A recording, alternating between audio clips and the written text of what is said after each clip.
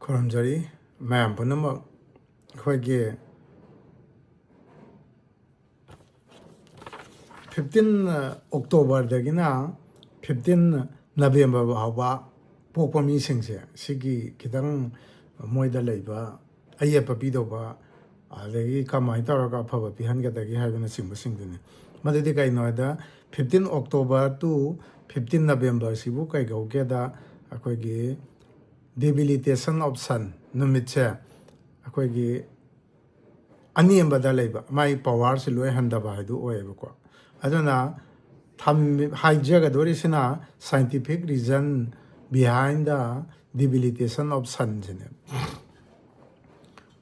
Numitna October tang trang mga day na nabiba gitang trang nga bahagi manungda pokpa adugumba missing siya masikatok dagi na habada health impact oiba ko moida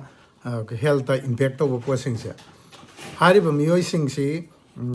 masagi oina immune system je kha swani ko adagi fatigue oigan ba di yam khadang tawbada soktagan ba do gali adagi heart son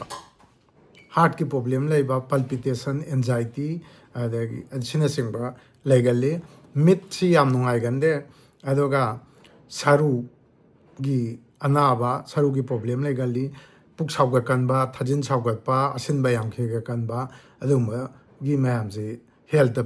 pieba ko ai samak November gi date 11 da poe 11 pok pasina khoi gi numitse nicha oi bai do oi mandana accident hokan bai do oi aduga loinana kasuna tab da accident masam sa yam thokan ba pi loinana mit khanau ki nungai taba asima adom pi ai masimadi ai sa da so dum thokpa poni simalere adagi akhoi gi ngasa gi mana yamna impact oise miyo masada thawai manga lein hai pran opan bian saman udan na leiba thawai manga leina leiba posa masi kai doge na haibada pran haina ko ba thawai se saida leib chakra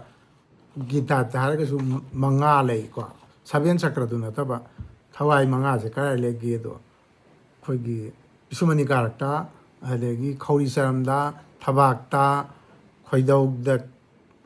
makhada haina sumaina mathang lakpa thawai manga se masik leifam di tongan na leigre aduna topa line amrom sakra adubu vital prana ina koba sigum energy si kadawi akoina prana bayu ina kobi masik kai no mai mathau di akoi gi breathing sine ba ko sorhamba gi thabak si tawba adagi mazis akoi gi sunlight adagi food water moi mayam se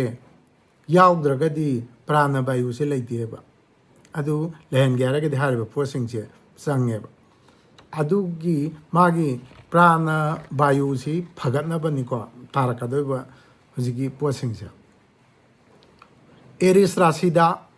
akoina numina leiba matam sibu akoina numit se ucha oiba na kobe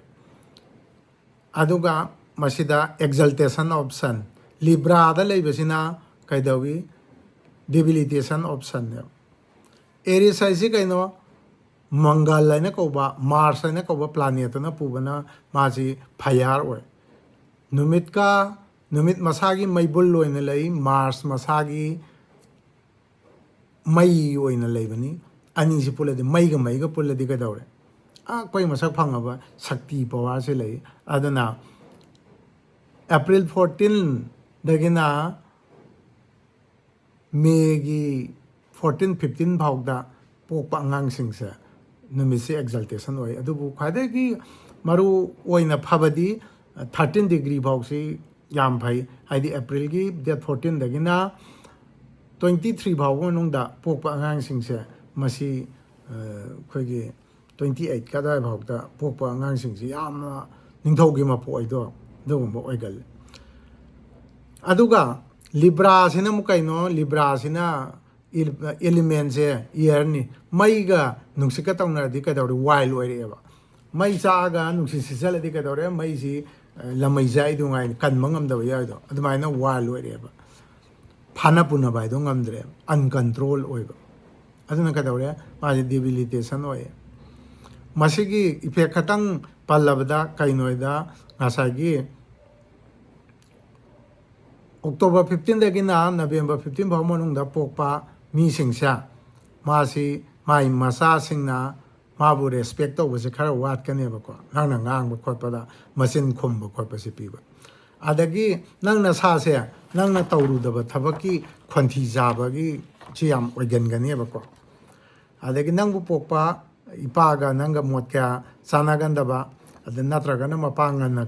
kainaba natraga mapaga leminadaba natraga mapaga yeknaba dongna oiba asigumba singsa pigal adagi IAS kumba NET kumba competitive exam kumba thaba matamda October 15 dagina November 15 phaugi leiba mi singsa amna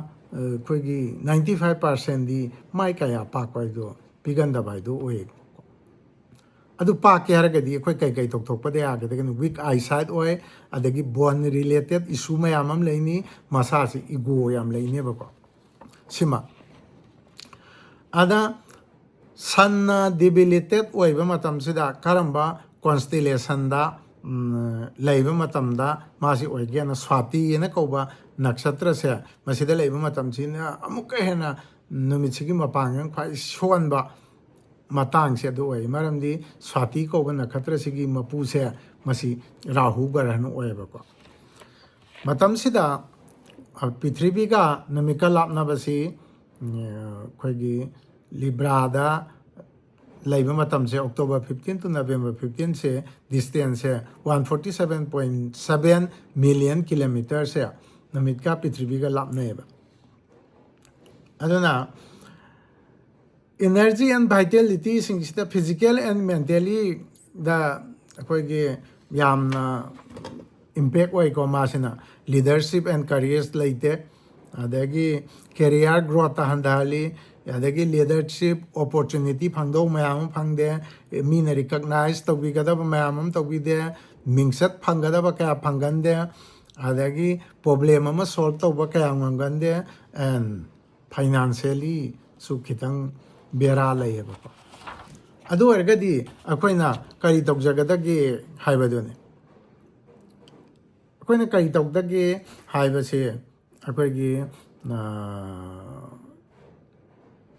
puja toktho kana phai sigi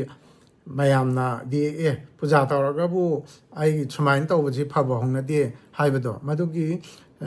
khitang result khitang thamjage ba mayamna sidai sida tawdoi se si leibase akaknaba nomit amada hayi nomine exaltation da leiring ai matam sigi sunday amada asigumba nakatra sina panma matam amada magi puja se tawjaraga phai haibani adu akaknaba khatang leidoini ri akaknaba du matungina handaki se April ki date 19 Sunday nomi se sidai sida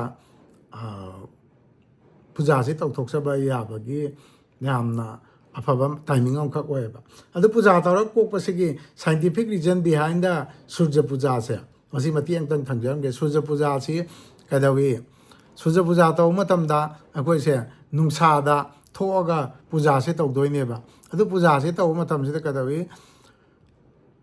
lai puja taw ge khoi haksang na phi ga haidi irujar karak da surya puja taw nei dana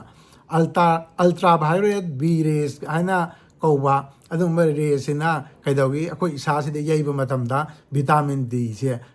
trigger taweba akoi skin se da vitamin D product tawnabagi damakta kanaba mayam do pieba ko adagi essential for the bone health and immunity immune system son ba madi saru son ba dachu kanaba pire aduga eye energy benefit ta mami sokpa kangbu de kai kai pire surya puja to ising ganai adagi ising konda ising ya koina surya ji sma katpa matam jida kadawi ising du da reflect tor ko matam da prism gi mataw du main taw duna prism dawna function tawre prism edi kai no normal ko gi triangle oiba pot amada white light sina power ga sappa matam da magi spectrum ja light to phogdora kan da light tare thole aduga magi wavelength to tem matungina violet tagi hauraga reta ꯑꯗꯨꯃꯥꯏꯅ ꯇꯧꯅ ꯚꯤꯞ zero ꯍꯥꯏꯗꯅ colour ꯇꯔꯦꯠꯁꯦ ꯊꯣꯛꯂꯛꯑꯦ web ꯂꯦꯡ ꯈ꯭ꯋꯥꯏ ꯇꯦꯟꯕꯗꯨꯅ ꯚꯥꯏꯂꯦꯠꯅ ꯑꯣꯏꯔꯦ ꯈ꯭ꯋꯥꯏ ꯁꯥꯡꯕꯗꯨꯅ ꯔꯦꯗꯅ ꯑꯣꯏꯔꯦꯀꯣ ꯑꯗꯨꯃꯥꯏꯅ ꯇꯧꯗꯅ ꯍꯥꯏꯔꯤꯕ ꯐꯪꯁꯟꯁꯦ ꯇꯧꯔꯛꯄ ꯃꯇꯝꯗ ꯑꯔꯪꯕ ꯃꯉꯥꯜꯁꯦ ꯀꯩꯗꯧꯏ ꯃꯥ ꯔꯤꯗ꯭ꯌꯨꯁ ꯇꯧꯊꯣꯛꯈ꯭ꯔꯦꯕ ꯏꯁꯤꯡꯁꯤꯗ ꯔꯤꯐ꯭ꯂꯦꯛ ꯇꯧꯔꯛꯄ ꯃꯇꯝꯗ ꯑꯗꯨꯅ ꯃꯤꯠꯇ ꯌꯩꯔꯕ ꯃꯇꯝꯁꯤꯗ ꯌꯥꯝꯅ ꯂꯥꯏꯠ ꯑꯣꯏꯅ ꯃꯤꯠꯇꯣ ꯌꯩꯕ ꯃꯇꯝꯁꯤꯗ ꯑꯩꯈꯣꯏꯒꯤ ꯃꯤꯠꯁꯤꯗ ꯐꯒꯠꯍꯟꯕ ꯑꯃ ꯆꯪꯉꯦ ꯑꯗꯒꯤ ꯅꯨꯃꯤꯠ ꯈꯣꯏꯔꯝꯕ ꯃꯇꯝꯗ ꯑꯩꯈꯣꯏ ꯀꯩꯗꯧꯏ ꯈꯨꯅꯤꯡ ꯀꯥꯡꯈꯠꯂꯒ ꯂꯦꯞꯀꯗꯕꯅꯦꯕ ꯁꯣꯜꯖꯔꯒꯁꯦ ꯈꯨꯠ ꯋꯥꯡꯅ ꯊꯥꯡꯒꯠꯄ ꯀꯣ ꯈꯨꯅꯤꯡ ꯀꯥꯡꯈꯠꯂꯒ ꯂꯦꯞꯄ ꯃꯥꯏ ꯃꯊꯛꯇ ꯁꯨꯃꯥꯏꯅ ꯊꯥꯡꯒꯠꯄꯅꯤ ꯑꯗꯩ ꯏꯁꯤꯡ ꯍꯩꯔꯁꯨ ꯁꯨꯃꯥꯏꯅ ꯇꯧꯔꯒ ꯍꯩꯊꯕꯗꯨꯅꯦꯕꯀꯣ ꯍꯩꯊꯕꯁꯤꯗ ꯀꯩꯗꯧꯏ ꯍꯥꯏꯗ ꯑꯩꯈꯣꯏꯅ ꯈꯨꯅꯤꯡ ꯀꯥꯡꯈꯠꯂꯒ ꯂꯦꯞꯄ ꯈꯨꯠ ꯊꯥꯡꯒꯠꯄ ꯃꯁꯤꯅ ꯀꯩꯗꯧꯏ ꯈꯣꯡꯗ ꯕ꯭ꯂꯗ ꯁꯥꯔꯀꯨꯂꯦꯁꯟꯁꯦ ꯐꯖꯅ ꯇꯧꯍꯜꯂꯦꯕ ꯑꯗꯨꯒ ꯑꯩꯈꯣꯏꯒꯤ ꯈꯣꯡꯕꯤꯒꯤ ꯃꯈꯥꯗ ꯂꯩꯕ ꯑꯦꯀ꯭ꯔꯨꯄ꯭रेꯁꯔꯒꯤ ꯄꯣꯏꯟꯠꯁꯤꯡꯁꯦ ꯃꯁꯤ ꯑꯦꯛꯇꯤꯚꯦꯠ ꯑꯣꯏꯍꯜꯂꯦ ꯑꯦꯛꯇꯤꯚꯦꯠ ꯑꯣꯏꯔꯦ ꯀꯩꯗꯧꯋꯦ ꯄ꯭ꯔꯥꯟ ꯍꯥꯏꯅ ꯀꯧꯕ ꯑꯗꯨꯒꯨꯝꯕ ꯊꯋꯥꯏꯗꯣ ꯃꯗꯨ ꯑꯦꯛꯇꯤꯚ ꯑꯣꯏꯍꯟꯕꯗ ꯌꯥꯝꯅ ꯃꯇꯦꯡ ꯄꯤꯌꯦꯕ ꯑꯗꯨꯒ ꯂꯣꯏꯅꯅ ꯀꯥꯔꯗꯤꯑꯣ ꯚꯥꯁꯀꯨꯂꯔ ꯐꯪꯁꯟ ꯃꯌꯥꯝꯁꯦ ꯐꯖꯅ ꯇꯧꯍꯜꯂꯤ ꯑꯗꯒꯤ ꯃꯦꯇꯥꯕꯣꯂꯤꯖꯝꯁꯦ ꯕꯨꯁ ꯇꯧꯏ ꯑꯩꯈꯣꯏꯒꯤ ꯑꯉꯟꯕ ꯅꯨꯡꯁꯥꯒꯤ ꯃꯉꯥꯜꯅ ꯌꯩꯕꯁꯤꯗ ꯑꯦꯛꯁꯄꯣꯖ ꯇꯧꯕ ꯃꯇꯝꯗ ꯑꯗꯨꯒ ꯑꯌꯨꯔꯕꯦꯗꯒꯤ ꯃꯇꯨꯡ ꯏꯟꯅ ꯑꯌꯨꯛꯀꯤ ꯅꯨꯡꯁꯥꯁꯤꯅ ꯍꯛꯆꯥꯡꯗ ꯌꯩꯕ ꯃꯇꯝꯗ ꯑꯩꯈꯣꯏꯒꯤ ꯗꯥꯏꯖꯦꯁꯟ ꯌꯥꯝ ꯇꯧꯍꯜꯂꯦ ꯀꯔꯤꯅ ꯕꯥꯏ ꯕꯦꯂꯦꯟꯁꯤꯡ ꯗ ꯃꯦꯇꯥꯕꯣꯂꯤꯖꯝ ꯑꯦꯟ ꯍꯣꯔꯃꯣꯟ ꯃꯦꯇꯥꯕꯣꯂꯤꯖꯝꯁꯤꯒ ꯍꯣꯔꯃꯣꯟꯒ ꯑꯅꯤꯁꯦ ꯕꯦꯂꯦꯟꯁꯇ ꯊꯝꯃꯦꯔꯒ ꯔꯤꯗ꯭ꯌꯨꯁ ꯁ꯭ꯇ꯭ꯔꯦꯁꯁꯨ ꯇꯧꯋꯦꯕ ꯑꯩꯈꯣꯏꯒꯤ ꯋꯥꯈꯜ ꯄꯨꯛꯅꯤꯡ ꯋꯥꯕꯅꯆꯤꯡꯕ ꯃꯌꯥꯝꯁꯤꯁꯨ ꯍꯟꯊꯍꯜꯂꯦꯕ ꯑꯗꯨꯅ 14 ꯃꯦꯗꯒꯤ ꯑꯦꯄ꯭ꯔꯤꯜꯗꯒꯤꯅ 14 ꯃꯦ ꯐꯥꯎꯁꯦ ꯅꯨꯃꯤꯠꯅ ꯑꯦꯔꯤꯁ ꯔꯥశꯤꯗ ꯂꯩꯅꯤ ꯑꯗꯨꯕꯨ ꯈ꯭ꯋꯥꯏꯗꯒꯤ ꯐꯕꯗꯤ 14 ꯑꯦꯄ꯭ꯔꯤꯜꯗꯒꯤꯅ 13 ꯗꯦꯖ ꯐꯥꯎꯁꯤꯗꯤ ꯌꯥꯝ ꯐꯕ ꯑꯣꯏ 27 ꯐꯥꯎꯁꯦꯀꯣ ꯑꯗꯨꯅ ꯑꯗꯨꯃꯥꯏꯅ ꯃꯥꯁꯦ ꯌꯥꯝꯅ ꯑꯦꯛꯖꯜꯇꯦꯟꯁꯤ ꯑꯣꯏꯕꯁꯤꯒꯤ ꯑꯐꯕ ꯁꯛꯇꯤ ꯐꯪꯕꯗꯨꯅꯤ ꯃꯁꯤꯒꯤ ꯃꯅꯨꯡꯗ ꯍꯟꯗꯛꯀꯤ ꯑꯦꯄ꯭ꯔꯤꯜꯒꯤ ꯗꯦꯠ 19ꯁꯤꯗ ꯑꯩꯈꯣꯏꯒꯤ ꯅꯨꯃꯤꯠꯀꯤ ꯃꯄꯥꯡꯒꯜꯁꯦ ꯏꯅꯔꯖꯤꯁꯦ